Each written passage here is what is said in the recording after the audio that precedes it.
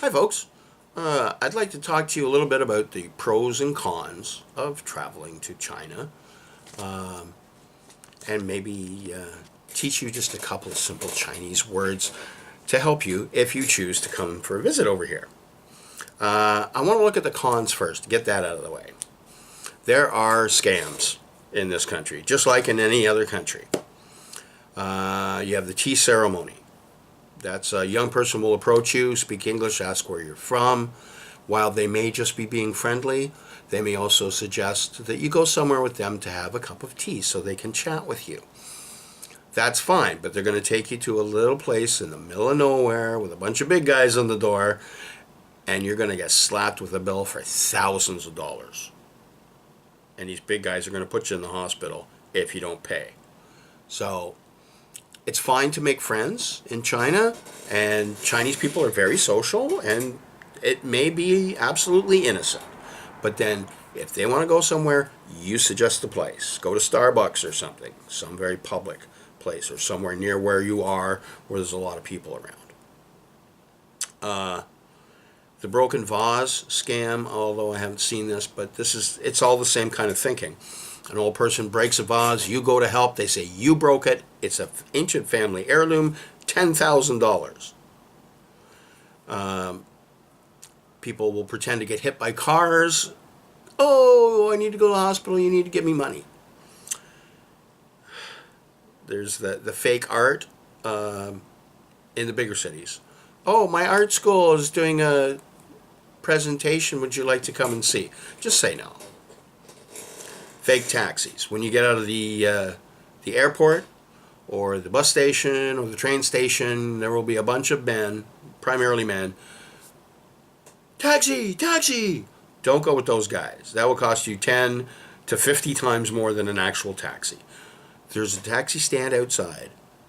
Wait in line, or wait your turn, and a trip will cost you 20 instead of 300. I don't know this myself because I gave up drinking many, many years ago, but there is apparently a big fake alcohol market, and not just for the high-end stuff like, whiskeys and stuff, but even beer. And people have been known to die from this. So just be a little careful about where you get your alcohol from if you're a drinker. Some guys on YouTube did one, and I think they had like 3 beer, and they were sick for like days. Like by the end of the first beer, they were like slurring, and it's like, Chinese beer is pretty weak. So they discovered later that this was a home-brewed kind of thing, and they'd been actually poisoned. Fake monks in the big city. A monk dressed in orange will approach you and offer you a free gift of some pamphlets or prayer beads or something. And they'll follow you around trying to get donations. A real monk will never ever ask you for money on the street. If you go to the temple, there are donation boxes, and I recommend you do go to the temples. They are amazingly beautiful. Beautiful statues, artwork, painting. It's just incredible. And so I do recommend that you visit some of the temples. They're everywhere. Not hard to find. Okay, that's it. Let's look at more positive things now. They haggle here. You can get, well, not some huge bargains, but you just have to be a little savvy. Being a Canadian, I'm just like, how much? Okay. And then you find out that the Chinese person right beside you is paying like half or a third of what you're paying. Because there's an assumption that all foreigners are rich. And it's not stealing if you don't know any better. So they say 500, you say 20. Oh, no. And then you just walk away, and sometimes they'll chase you. It's, okay, 200. And it's like you just bargain until you get a price you can both live with. And they're making money. It's no hard feelings. That's how it works here. More positives. My wife is like this big. I swear to God, my wife is teeny tiny. And she can walk down a dark alley at 3 o'clock in the morning and not ever have to even think that she's going to get robbed or harassed or attacked in any way. It is so safe here. And even I've had a couple of run-ins with drunk Chinese people, and it's just like when you're friendly with them, it takes all the wind out of their sails. They're trying to, if you just ignore them, they're going to, oh, look, he thinks he's so much better than me because he's ignoring me. And I've had drunk Chinese people go, hello, and you just go, oh, hello, and then they don't know what to do because you were friendly. So it's really something. And honestly, Chinese people are friendly. They're wonderful, warm, kind people. If you smoke, don't give it up when you're here. You won't be able to. The first thing a Chinese person does when they see you is, here's a cigarette, which is saying, a Chinese person saying, be my friend. So you don't want to be rude and not, well, if you're polite about it, just like, oh, no thanks.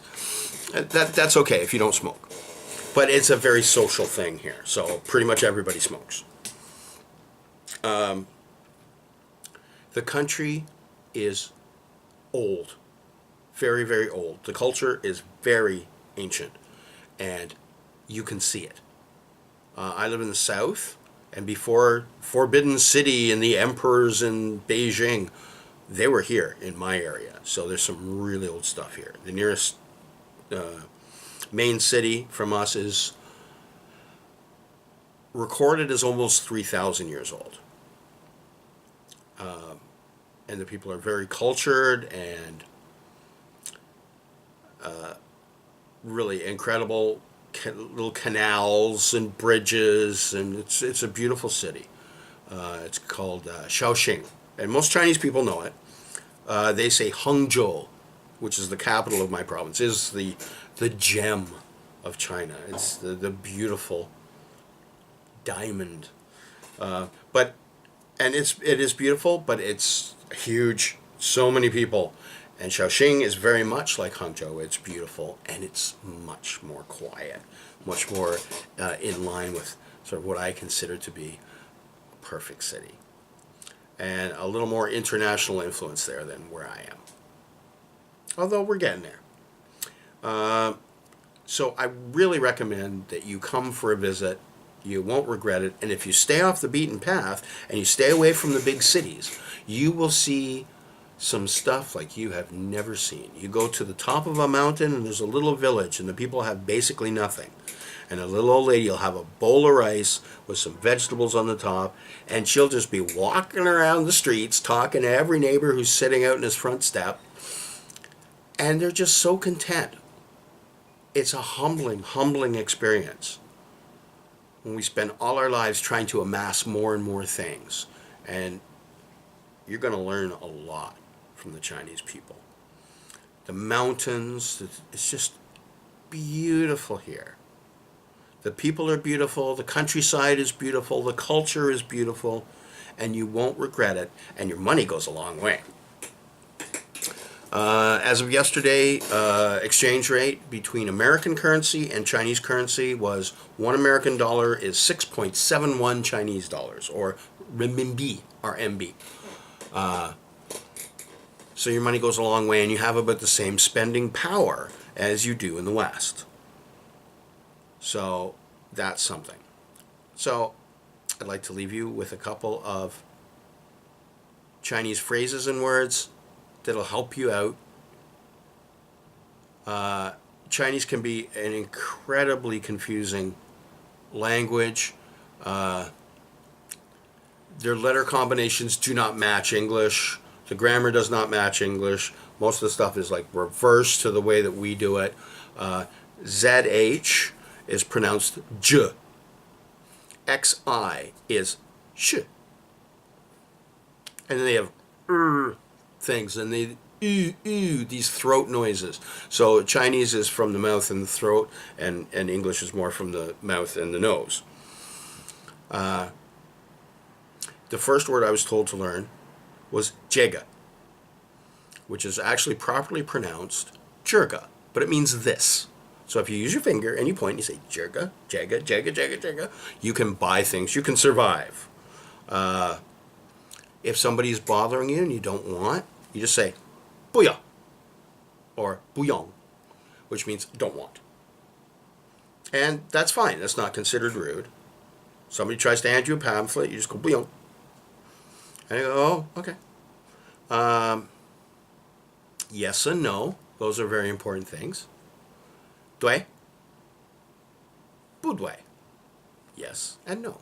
对, 不对. And 你好 is hello. 你好, because there's a tone on every syllable in Chinese. So the first one is flat, 你, and the next one is this tone, 好, 你好, which means you good, which means hello. So it's very confusing trying to switch it back and forth between English. So they don't actually say hello, they say you good, and you say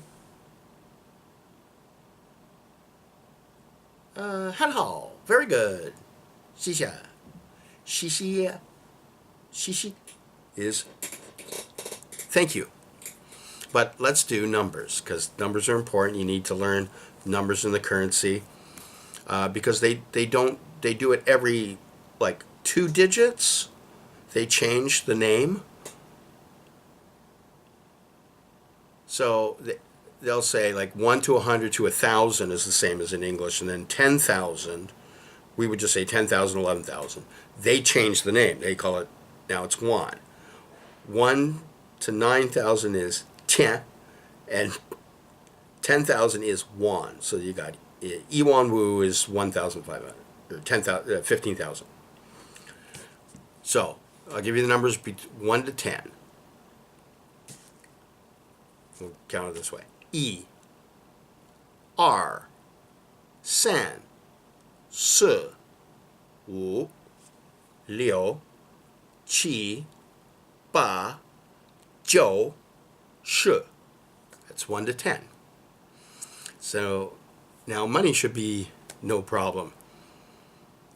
So 20 is 20, ER, and then 10. So 210. 2 tens is 20, 20. 3 tens, 30, 30.